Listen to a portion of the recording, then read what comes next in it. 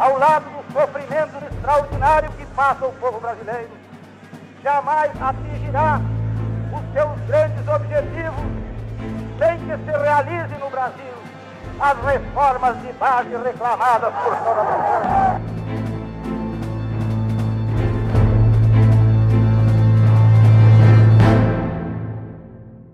Sou Carlos Cardinal, fui fundador do PDT e exerci, em nome do PDT, uma porção de cargos e atividades na vida pública.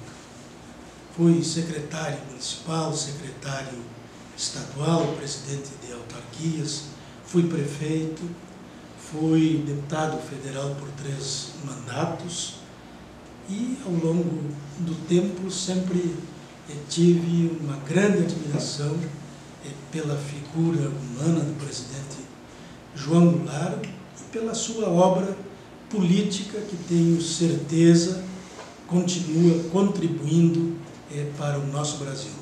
Conheci em São Borja, desde muito pequeno, lia os jornais, acompanhava o noticiário, até porque aprendi a ler lendo jornais.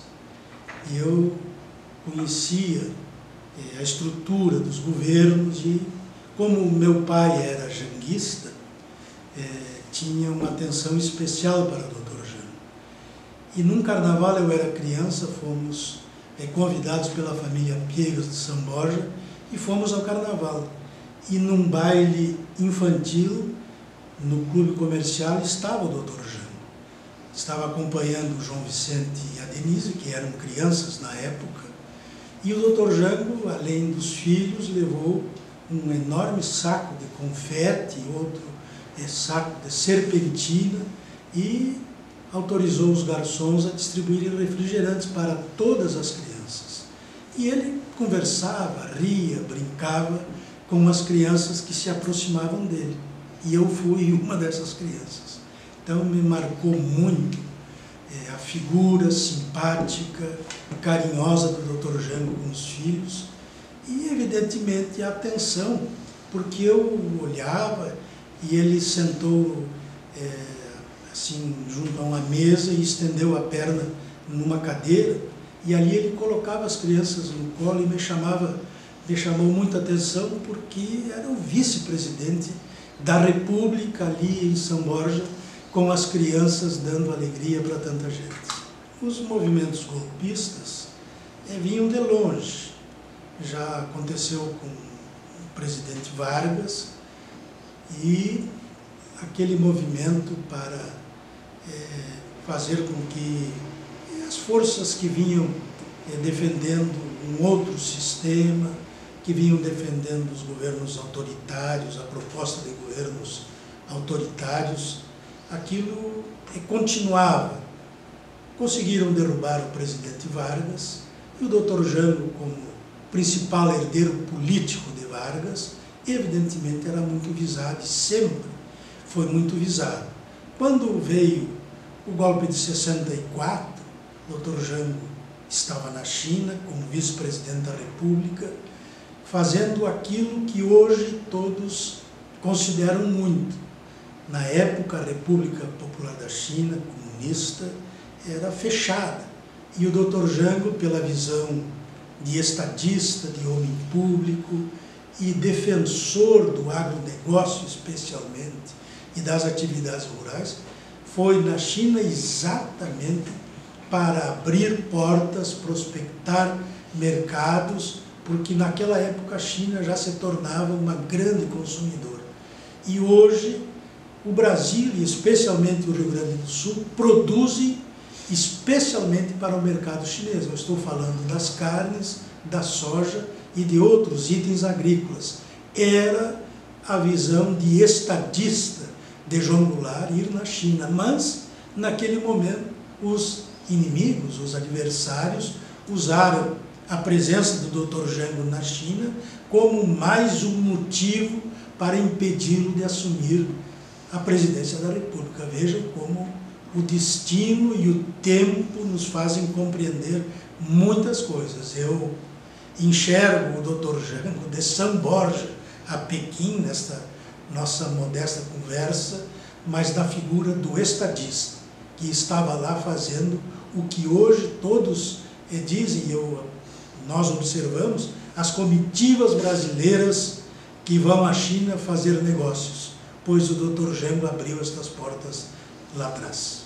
Foi um governo com muitas dificuldades, como eu disse, muitas dificuldades no Congresso, a renúncia do presidente Jânio Quadros, além de intempestiva, surpreendeu a todos, a correlação de forças no Congresso Nacional era complicada e as soluções aceitáveis naquele momento, já que o movimento da legalidade liderada pelo Dr. Brizola se tornou vitorioso, a negociação na época do parlamentarismo, enfim, tudo aquilo dificultava as ações do presidente Jango.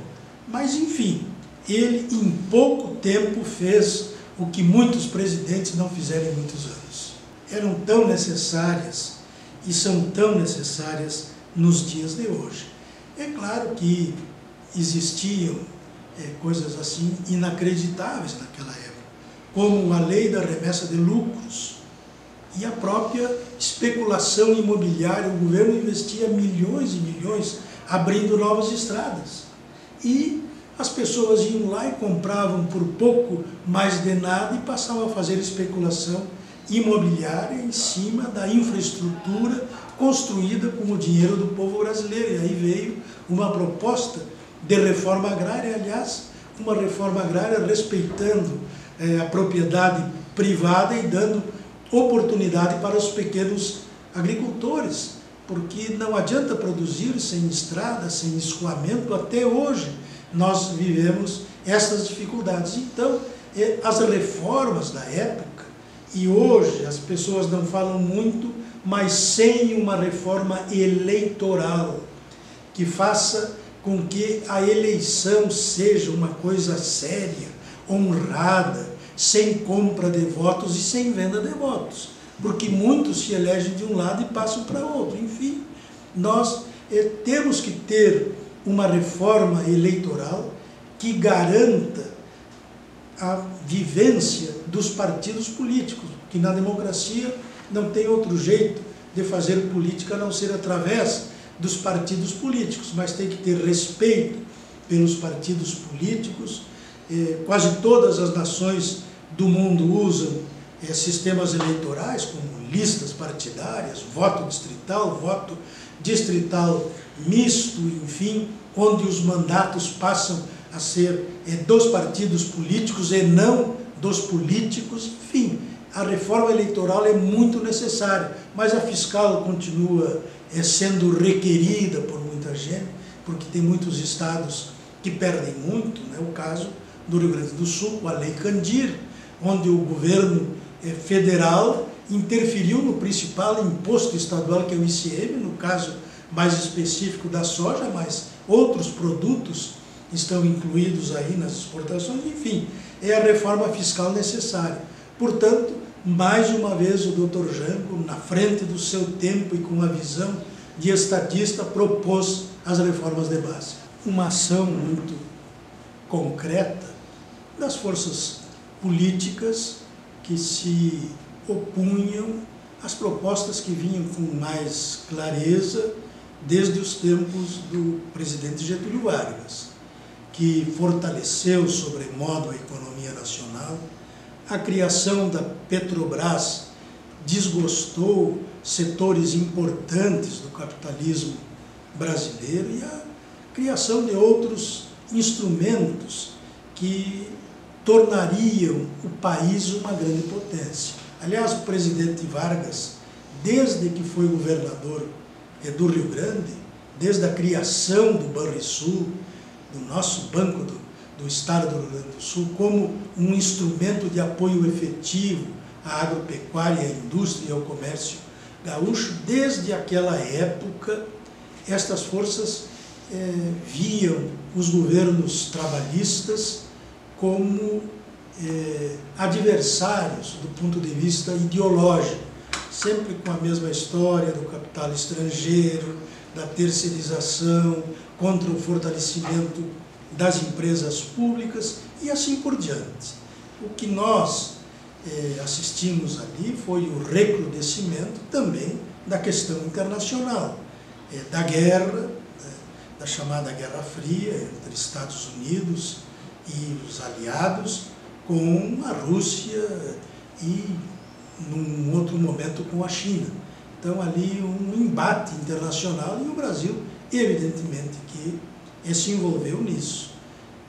E os nacionalistas, os defensores da economia nacional, tinham uma proposta praticamente independente de fortalecimento do Brasil, da economia brasileira. Aliás, o Dr. Jango foi à China exatamente para buscar bons negócios para o Brasil. E a criação de uma porção de empresas nacionais, mas empresas que sempre levaram em consideração o zelo pelo recurso público. Aliás, o castiguismo, toda a doutrina positivista levava a isso, embora com erros, problemas, levava a esse respeito ao dinheiro público, à coisa pública.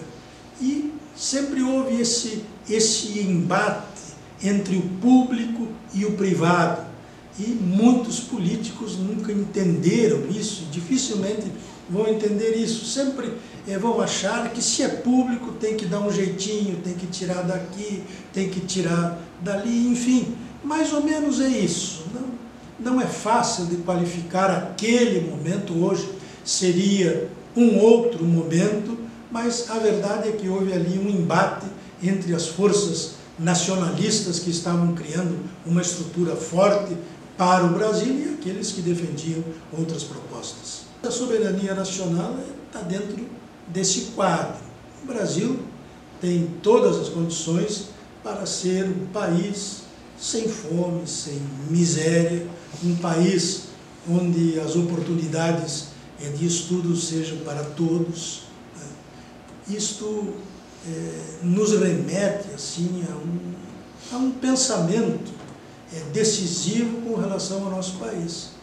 Nós temos que olhar a nossa realidade, ver as nossas dificuldades, e aqueles que não conhecem as vilas pobres, que não conhecem as vilas onde moram as pessoas desempregadas, famílias grandes, sem oportunidades, deveriam ter essa experiência, viver essa experiência. E no interior, naqueles rincões lá do interior, onde não tinha escola, não tinha nada, as pessoas analfabetas. Quando o Dr. Brizola assumiu o governo aqui do estado, mais da metade dos gaúchos eram analfabetos. E o Dr. Jango sempre foi um defensor da universidade e da oportunidade da educação, desde lá dos colégios os mais simples. Aliás, os grandes colégios do Rio Grande do Sul foram construídos no período do Dr. Getúlio e depois no período do Dr. Jango. Aliás, a primeira universidade federal construída no interior do Brasil foi graças ao Dr. Jango, a Universidade Federal de Santa Maria.